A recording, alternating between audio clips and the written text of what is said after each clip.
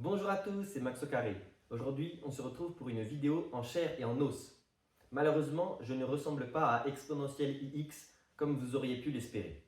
Aujourd'hui, on se retrouve pour un nouvel épisode de notre série sur la topologie avec l'intérieur et l'adhérence d'une partie d'un espace topologique. On commence directement et on se donne un espace topologique XTO avec lequel on va travailler dans cette vidéo. Et on va prendre une partie de cet espace topologique avec laquelle on va travailler et on va déterminer donc les propriétés de son intérieur et de son adhérence. Donc, quelle est la problématique que l'on rencontre vis-à-vis de l'épisode précédent? C'est que toutes les parties ne sont pas ouvertes et ne sont pas fermées.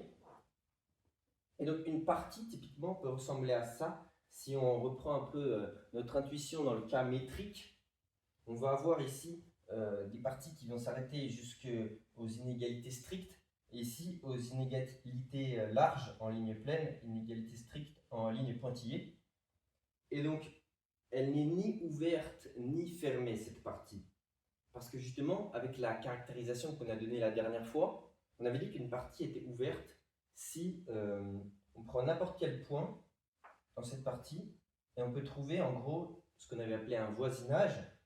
Donc une partie assez petite, voilà, et assez régulière, donc qui est ouverte notamment, ou qui contient un ouvert, et qui reste dans A. Et bien ça ne va pas être vrai pour toutes les parties. Pourquoi? Justement à cause de ce qui se passe sur les points tout au bord. Parce que sur ce point tout au bord, bon, ce voisinage-là, il va être trop grand. Si on essaie de prendre plus petit, on essaie de prendre plus petit, on essaie de prendre plus petit, on n'arrivera jamais à être complètement inclus dans A. Donc, cette partie n'est pas ouverte notamment. Donc, on voit bien que c'est les points qui sont au bord comme ça, en ligne pleine, qui nous posent problème. Et donc, on aimerait pouvoir enlever ces points et faire abstraction de ces points pour nous donner justement cet ensemble bleu qui est uniquement constitué des points bien à l'intérieur et donc avec des inégalités strictes. Et pareil avec tout simplement les fermés, cette partie n'est pas fermée parce que justement on avait dit quoi? On avait dit que tous les points tous les points de l'ensemble devaient vérifier qu'il y avait une intersection, pour tout voisinage, il existait une intersection non vide. Donc c'était exactement la négation.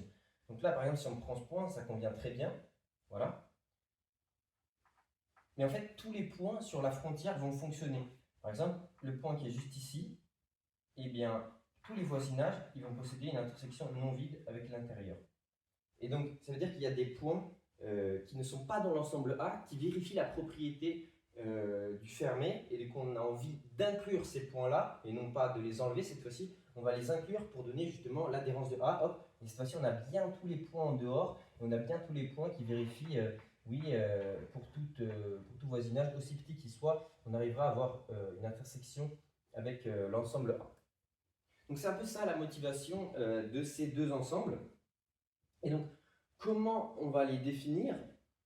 On va définir l'intérieur de A comme le plus grand ouvert dans A. Donc c'est assez naturel parce que en gros, on va progresser. On a un ouvert, on a un ouvert, on a un ouvert. On va progresser dans A jusqu'à atteindre le max qu'on peut tant qu'on reste en inégalité stricte. Et à l'inverse, on va appeler l'adhérence de A noté A bar et l'autre noté A rond. Le plus petit fermé contenant A, donc ça va être ce qu'il y a ici. Et là, justement, on va vouloir des inégalités larges, et du coup, on va procéder de manière contraire, c'est-à-dire qu'on va prendre quelque chose qui contient A, hop, et on va prendre plus petit, plus petit, plus petit, plus petit, jusqu'à conserver des inégalités larges, et jusqu'à arriver au max max possible qu'on puisse faire. Donc c'est un peu ça l'intuition derrière ces deux ensembles. Et quand on dit que c'est le plus grand ouvert dans A ou que c'est le plus petit fermé contenant A, on n'a aucune idée qu'il existe bel et bien. Donc il va tout d'abord falloir traiter le cas de l'existence. En fait, on va pouvoir exprimer ces ensembles de manière explicite. Donc je vous explique. Donc si on se donne par exemple une partie A et qu'on va chercher son intérieur. Donc comme on a dit, ça va être le plus grand ouvert dans A.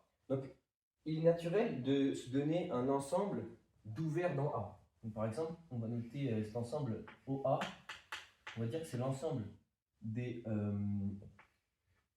ensembles O dans les parties de X qui sont ouverts.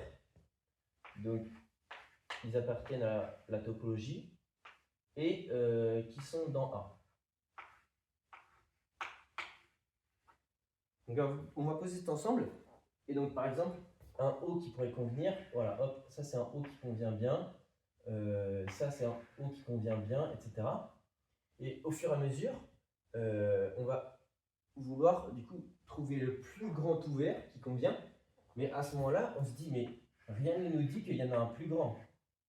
Plus grand au sens de l'inclusion. Hein. Bien évidemment, quand je dis plus grand et plus petit, c'est au sens de l'inclusion. Rien ne nous dit qu'il y en a un plus grand. Par exemple, là, il n'y en a aucun qui est inclus dans l'autre. Donc ça pose un gros problème. On ne sait pas vraiment si ça existe bel et bien. Sauf que si on se rappelle la propriété fondamentale des ouverts, c'est que leur union, elle est aussi un ouvert. Donc là, si par exemple ces trois ensembles sont des ouverts dans A, eh bien on va pouvoir prendre leur réunion, donc O2, O1, O2 et O3. On va prendre leur réunion et hop, cet ensemble-là, ça va être un ouvert O4 qui va toujours être dans A et donc qui va être le plus grand forcément puisqu'il contient et O1, et O2 et O3. Donc c'est exactement l'intuition qu'il faut avoir, c'est que tous les ouverts qui sont dedans, et bah, pour prendre le plus grand, on va tout simplement prendre leur union. Et donc on va poser l'ensemble, on va peut-être l'appeler, je sais pas, BA parce qu'il dépend de A. On va du coup noter ça, l'union sur tous les ouverts du coup qui sont dans cet ensemble OA. Voilà. Et donc le but, ça va être de montrer que justement cet ensemble-là est bien égal à l'intérieur, enfin du coup vérifie bien les propriétés de l'intérieur, autrement dit que c'est le plus grand ouvert dans A. Donc comme on a dit dans l'introduction avec cette approche intuitive, on sait que ça va être un ouvert parce que ça va être une union d'ouverts. Voilà, hein, les O ils sont dans OA, hop, c'est des ouverts, union d'ouverts, donc ça va être un ouvert. Donc ça, pas de problème avec ça. Ensuite, est-ce que c'est bien un ensemble dans A?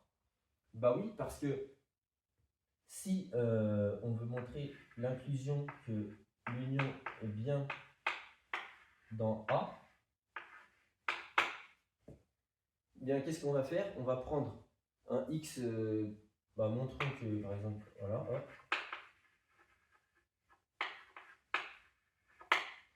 On va prendre X appartient à l'union.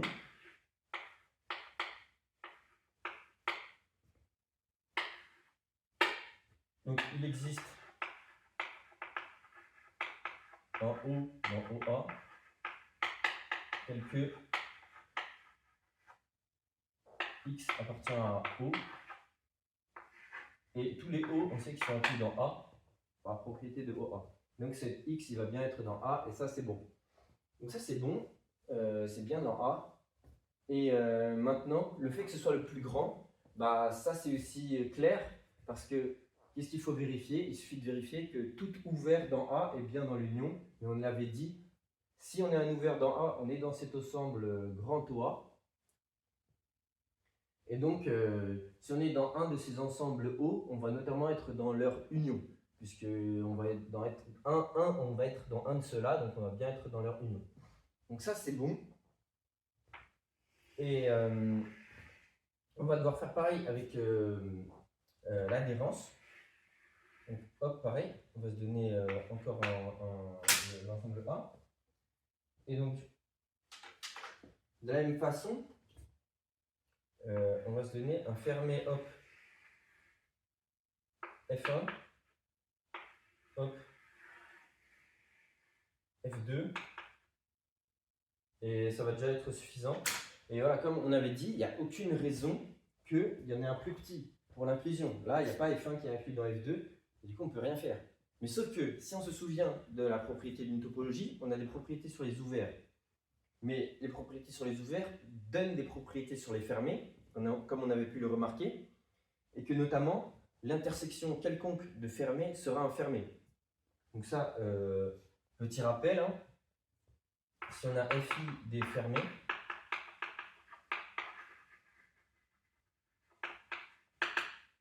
on va avoir l'intersection de I appartenant à I de FI sera fermée. Tout simplement parce que son complémentaire sera ouvert, parce que par propriété de complémentaire, on aura une union des FIC, et chaque FIC est ouvert parce que c'est la définition pour un FI d'être fermé. Donc on se retrouve avec une union d'ouvert qui est bien un ouvert. On a montré que le complémentaire de cette partie était un ouvert, donc c'est bien un fermé. Donc ça, petit rappel qui ne fait pas de mal. Et donc, comme on sait que l'intersection va être fermée, bah, l'idée, ça va être de prendre, encore une fois, cet ensemble-là. Si on a F1 et F2 qui conviennent bien, ben on a aussi l'intersection des deux. Hop. F3 qui va bien convenir. Et donc, on n'aura jamais de problème. Et donc, de la même manière, on va venir poser l'ensemble FA, qui va être l'ensemble des parties F donc, qui sont fermées. Donc, c'est leur complémentaire qui est ouvert. Et cette fois-ci, qui non pas sont dans A, mais contiennent A. Donc, l'inclusion dans l'autre sens. Voilà, donc on a bien avancé. Et pareil, on va poser notre ensemble, je sais pas, CA, hop. On va poser intersection F appartient à FA, DF. Et le but, ça va être de montrer que c'est bien notre adhérence de A, donc que c'est le plus petit fermé contenant A. Donc on sait que c'est un fermé, comme on l'a dit, parce que c'est une intersection de fermés. Donc ça, c'est bon. Ensuite, le fait que ça contient A, bah ça, c'est cette inclusion qu'il faut montrer, similairement à l'inclusion précédente. Et là, on va faire un peu plus rapidement. Hein. Si on est dans A, ça veut dire que on va être dans tous les F qui sont dans cet ensemble FA. Parce que tous les F de cet ensemble FA, justement, contiennent A. Donc pour tout F dans FA, A est inclus dans F. Et donc on va être notamment dans tous les F. Et qu'est-ce que c'est être dans tous les F de FA? C'est être notamment dans leur intersection. Donc ça, c'est bon. Et donc, si on se donne donc un fermé F appartient à FA, bien on va bien avoir intersection de F appartient à FA, des F qui va bien être incluse dans F. Parce que si on est dans tous les F, on est notamment dans le F en question qui convient. Du coup, on a bien cette intersection-là, cette inclusion-là qui est valide. Ce qui nous dit bien que c'est le plus petit fermé contenant A. Maintenant qu'on a prouvé l'existence, ce serait dommage qu'il y ait deux ensembles qui conviennent pour être l'adhérence et l'intérieur de A. En fait, c'est un argument, par exemple, d'unicité du maximum ou unicité du minimum qui va nous aider. Si c'est le plus grand, il n'y en a qu'un seul plus grand, et si c'est le plus petit, il n'y en a qu'un seul plus petit. Donc on va voir ça, ça ne fait pas de mal de l'écrire. Donc si on prend A rond 1 et A rond 2 des intérieurs de A,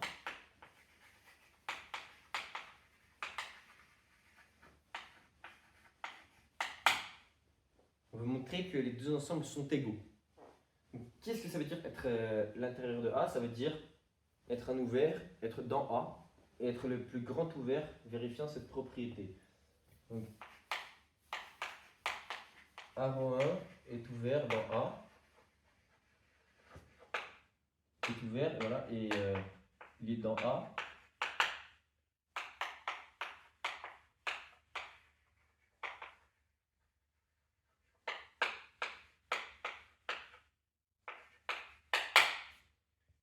Donc les deux vérifient cela, et c'est censé être les plus grands vérifiant cette propriété. Donc, A rond 2 vérifie la propriété. Et A rond 1 vérifie aussi la propriété. Et A rond 1 est censé être le plus grand ouvert vérifiant cette propriété. Donc, comme c'est le plus grand, on va avoir cette inclusion-là. Et de la même manière, A rond 1 vérifie la propriété et A rond 2 vérifie la propriété, mais A rond 2 est censé être le plus grand qui vérifie cette propriété. Donc on va avoir cette inclusion-là. Et ça nous donne bien nos deux inclusions qui vont permettre de conclure l'égalité. Ensuite, petite remarque, on a toujours cette chaîne d'inclusion que l'intérieur est inclus dans A et lui-même inclus dans l'adhérence. En effet, si on reprend la définition, l'intérieur de A, ça va être un ouvert dans A. Donc dans A, donc notamment il est dans A, et de la même manière, l'adhérence contient A. Le plus petit fermé contenant A.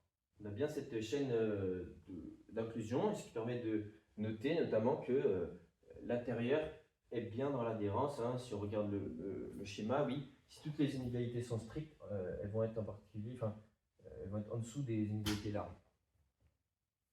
Maintenant, une proposition assez intéressante, donc qui vient justement illustrer ce qu'on dit ici, c'est que un ensemble est égal à son adhérence si et seulement s'il est ouvert, et un ensemble est égal à son intérieur si et seulement s'il est ouvert, et va être égal à son adhérence si et seulement s'il est fermé. Ça se voit très bien. Par exemple, si on dispose directement d'un ensemble avec des inégalités strictes et des pointillés comme ça, il n'y a plus rien à enlever. Il est déjà ouvert en fait.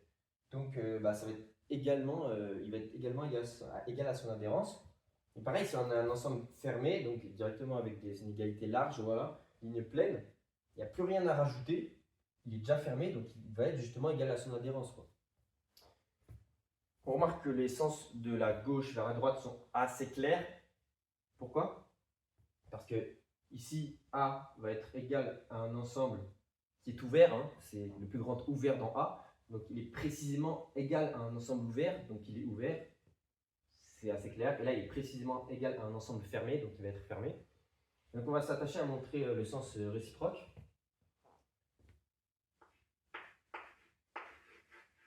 Donc supposons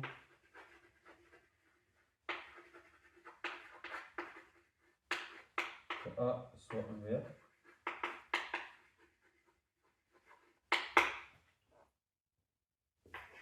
Et on va essayer de montrer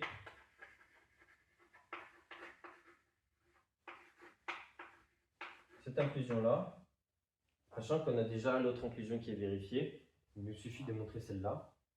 Eh bien, si A est ouvert, c'est un ouvert dans A, puisque il est inclus dans A. A est inclus dans A.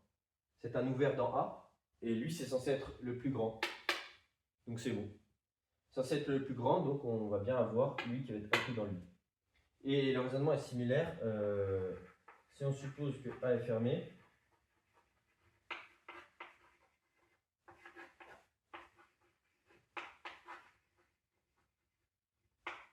voilà, on remarque que c'est ça qu'il faut avoir à l'idée. Donc cette fois-ci, A va être fermé, et on sait que A contient A, donc c'est un fermé qui contient A. Et on sait que l'adhérence, par définition, c'est le plus petit qui contient A. Donc si c'est le plus petit, on va avoir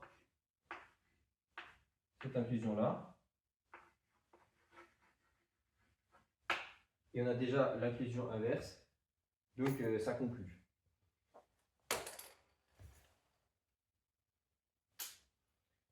Désormais, une proposition intéressante qui va nous permettre d'arriver à la caractérisation de l'adhérence et de l'intérieur. C'est qu'il y a un jeu avec les complémentaires en fait. Donc, en gros, si on vient prendre, comme on dit juste là-bas, le complémentaire de l'intérieur. Donc en gros, on a l'intérieur là, et on va vouloir prendre le complémentaire de ça. Donc on va venir être de l'autre côté de la frontière inégalité large, et on va inégalité stricte, et justement on va être en inégalité large de l'autre côté, avec A complémentaire. Donc vous pouvez le voir aussi sur la droite réelle, avec un ensemble ouvert comme ça. bah, si on est de l'autre côté, justement, on va être en inégalité large. Et bah justement, ça va être exactement notre adhérence du complémentaire. Voilà. Et de la même manière, si on vient prendre l'intérieur du complémentaire, ou plutôt le complémentaire de l'adhérence, donc là, si on est l'adhérence, on va prendre le complémentaire. Cette fois-ci, on va avoir des inégalités strictes. De la même manière que sur la droite réelle, bah, si on prend un ensemble comme ça, son complémentaire, justement, il va être bien ouvert. Bah, on tombe exactement sur l'intérieur du complémentaire. L'intérieur de A complémentaire. Voilà, ça c'est assez cool. Donc, une petite remarque avant de commencer la démonstration, enfin justement une partie de la démonstration, c'est que en montrant la première égalité, on aura montré la deuxième directement. Pourquoi? Parce que tout simplement, si on sait que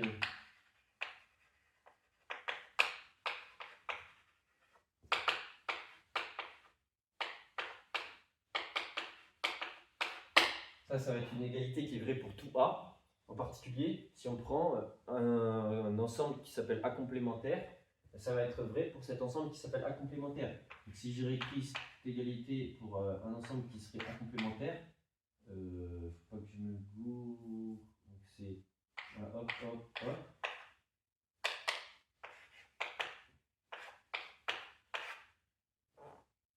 On aura donc ici complémentaire de complémentaire, ça va donner A.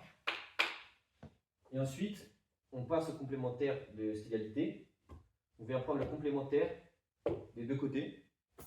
Voilà, si deux ensembles sont égaux, leurs complémentaires sont égaux. Donc, on va avoir le complémentaire de ça. Il y a déjà un complémentaire, donc on retourne ici, involution. Et là, hop, on obtient ça, qui est exactement la deuxième égalité. Donc ça, c'est pas mal. Je vais l'effacer. Comme ça, on pourra se concentrer sur la suite.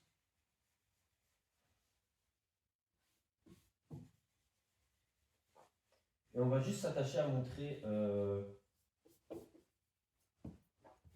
la première égalité. On va commencer par peut-être ce côté-là. Et l'idée, ça va être d'utiliser les propriétés, justement, plus petit fermé, plus petit ouvert. Donc, ici, on a l'adhérence de A complémentaire. Donc, en gros, ce qu'on va vouloir montrer, c'est que l'ensemble à gauche, c'est un fermé, qu'il contient A complémentaire. Et on pourra conclure en disant que lui, c'est justement le plus petit fermé qui contient A complémentaire. Donc, première remarque, là, ça, c'est fermé. C'est fermé, pourquoi? Parce que c'est le complémentaire d'une partie ouverte. Le A intérieur, c'est un ouvert. Ensuite, c'est bien un fermé qui contient A, hein, qui contient A complémentaire plutôt. Pourquoi? Parce que si on passe au complémentaire, hein, on a l'inclusion dans l'autre sens. À l'intérieur incluant A. Et égalité tout le temps vérifiée. À l'intérieur est un ouvert dans A, justement. Donc ça, c'est deux choses sont vérifiées. C'est une partie fermée, elle contient A complémentaire. Et justement, l'adhérence de A complémentaire, c'est censé être le plus petit fermé, justement, qui contient A complémentaire. Donc, vu que c'est le plus petit, eh bien, on va avoir l'inclusion dans ce sens-là. Donc ça, c'est bon. Et ensuite, ou plutôt, peut-être que je vais l'écrire dans l'autre sens. Ouais, parce que j'ai écrit inclusion dans ce sens-là. Donc, pour rester un peu cohérent.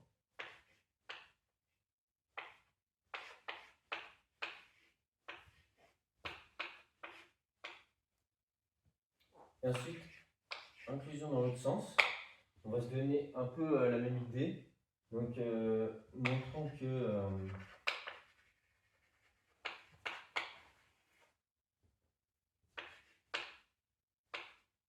cette fois-ci, on va faire pareil, mais avec les propriétés de l'intérieur.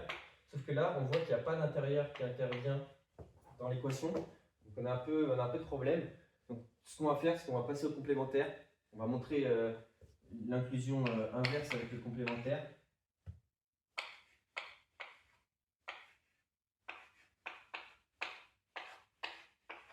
Voilà. Et là, on est bien en présence d'un intérieur qui est du côté justement le plus grand de l'inclusion. Donc on va justement montrer que cette chose-là, c'est un ouvert, qui est dans A. Et comme lui, c'est censé être le plus grand ouvert dans A, bah, ce sera le plus grand, et du coup, bah, il va contenir ce truc-là.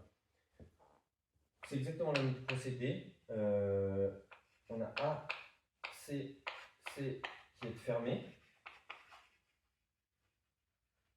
qui est ouvert justement, plutôt.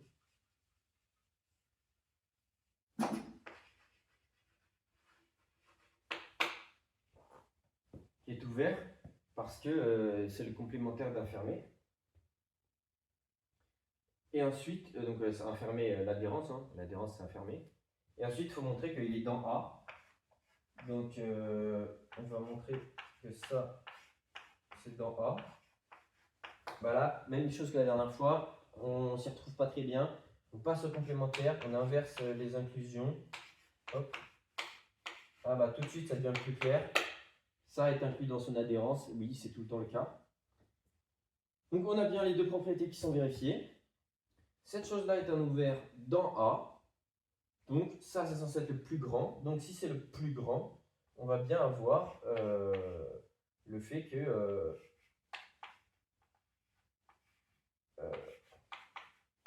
donc, voilà, c'est le plus grand. Et comme on a dit juste avant, c'est strictement équivalent à cette inclusion-là, en passant au complémentaire juste après, qui est donc la deuxième inclusion qui nous manquait. Voilà, hop. Dans les deux sens, et donc c'est parfait. Nous arrivons à la fin de la vidéo avec désormais les caractérisations de l'intérieur et de l'adhérence. Nous avons donc ces deux expressions-là pour ces deux ensembles. Elles vous rappelleront peut-être quelque chose avec l'épisode précédent où on avait complètement décrit les ensembles fermés et ouverts grâce justement à ces notations sous forme compréhensive.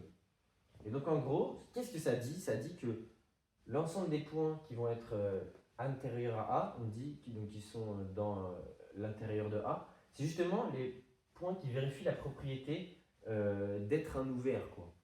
Et pareil, ici, ça vérifie la propriété d'être un fermé. Et donc, ça rejoint exactement cette proposition-là qui dit A est ouvert si seulement si A est égal à son adhérence, A est fermé si seulement si A est égal à son intérieur, et là A est égal à son adhérence. Parce que justement, on voit bien que quand ils sont ouverts et fermés, bah, ils sont exactement égaux à l'expression de l'ouvert et du fermé.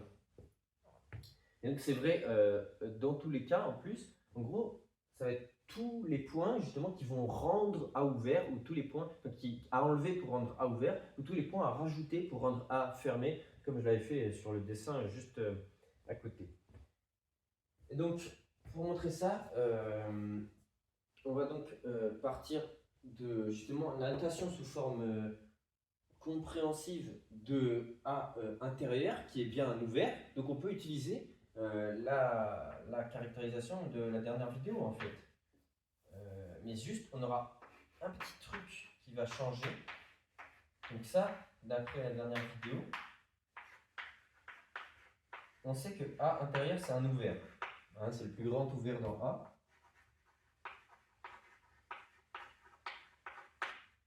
Donc, on a cette propriété-là qui est vérifiée. Et donc là, c'est presque pareil. Juste, on a un A intérieur juste ici qui vient un peu nous embêter. Et on va montrer que ces deux ensembles-là sont bel et bien égaux. Donc, on peut voir directement que on va avoir cet ensemble-là qui va être inclus dans cet ensemble-là. Pourquoi? Parce que si tout simplement on prend un X dans cet ensemble-là, il va exister un voisinage tel que V inclus dans A intérieur. On prend le même voisinage et grâce au fait que A intérieur est inclus dans A, si on prend le même voisinage, on aura bien montré qu'on aura un voisinage qui est inclus dans A. Donc, a priori, cet ensemble-là, il est bien inclus dans cet ensemble-là. Donc ça, il n'y a pas de problème. Et il va nous falloir montrer l'inclusion réciproque. Donc montrons que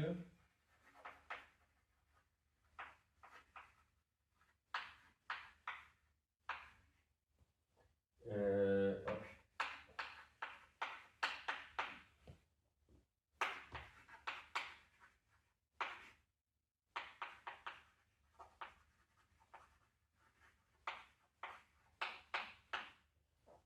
Et donc là, on va prendre, on va appeler cet ensemble d'air B, voilà, pour pas alourdir les notations. Et si on prend x dans B, on sait qu'il existe V en voisinage de x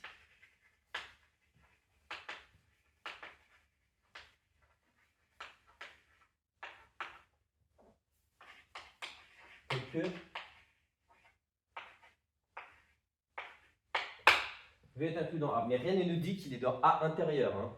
Parce que tout à l'heure, ça se passait très bien. On avait V inclus dans A, intérieur inclus dans A. Là, on est justement un V inclus dans A et on ne peut rien dire sur s'il est dans A intérieur. Quoi.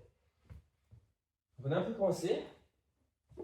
Et c'est là qu'il faut se remémorer en gros la définition de voisinage et un peu qu'est-ce qui va se passer avec notre partie A intérieure.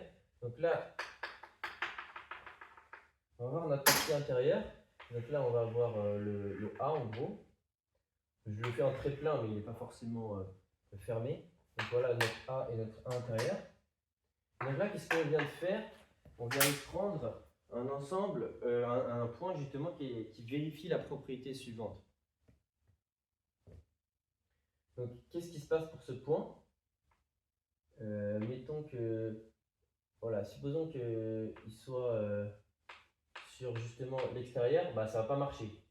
Parce que s'il est sur justement la frontière, là où il y a les inégalités larges, bah, on ne pourra jamais trouver un voisinage qui est complètement inclus dedans. Il va forcément être justement dans l'intérieur. Parce que là, du coup, on a un voisinage, voilà, et on sait qu'il est dans A. Mais on ne sait pas s'il est dans A intérieur. Et c'est là que justement, on va utiliser la propriété de voisinage qui nous dit qu'il existe toujours un voisinage ouvert. C'est-à-dire qu'on sait qu'il existe un ouvert U, voilà, qui va être autour de X et qui va être dans V. Et en prenant justement l'ouvert, ben on va avoir cette inégalité stricte qui va nous permettre de passer justement sous la barre des inégalités strictes. C'est un peu l'idée. Donc, on sait que par définition du voisinage, il existe U, un ouvert, donc dans la topologie, tel que j'avais appelé tout ça tout à l'heure, dans l'autre vidéo, un peu la chaîne, quoi. Hop, hop.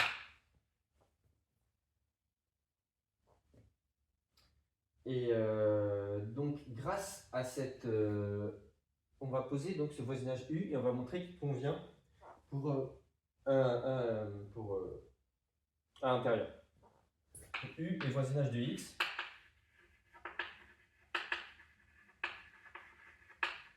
Oui, c'est clair. Il contient X et il existe un ouvert dedans, tel que cet ouvert est inclus dans U. Bah oui, c'est U inclus dans U. Donc, U est voisinage de X. Et on a aussi, voilà, on sait que V inclus dans A. Hein. Donc on peut continuer la chaîne jusqu'à A. Et U inclus dans A. Et là, qu'est-ce qu'on a? Un ouvert dans A. Donc justement, si on a un ouvert dans A, on peut utiliser la propriété que A intérieur, c'est le plus grand ouvert dans A. Donc, U va être inclus dans A intérieur. C'est pas exactement ce qu'il nous fallait. Bah ici, c'est exactement ce qu'il nous fallait. On a bien trouvé un voisinage, donc ça va être U de X, tel que U est inclus dans A intérieur. Donc, on a bien que les éléments de cet ensemble-là sont bien dans A intérieur, et donc on a montré la réciproque. Donc ça, c'est parfait. Et maintenant, pour l'adhérence, comment on va faire ça? Tout simplement, on va dire que l'adhérence, on va utiliser la propriété qui est juste ici. Voilà. Le deuxième. On va dire que l'adhérence, en passant au complémentaire cette égalité, ça va être le complémentaire de l'intérieur du complémentaire. Et donc on a déjà une description de l'intérieur, du complémentaire. Voilà, c'est ça.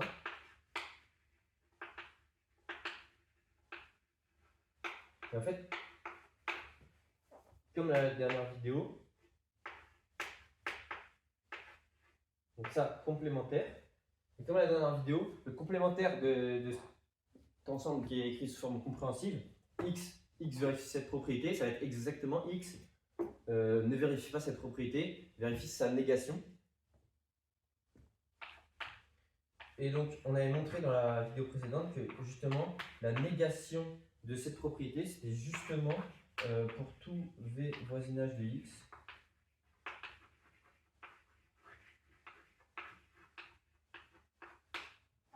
v inter a non vide. Voilà, donc c'est tout pour cette vidéo. Merci pour avoir regardé. Voilà.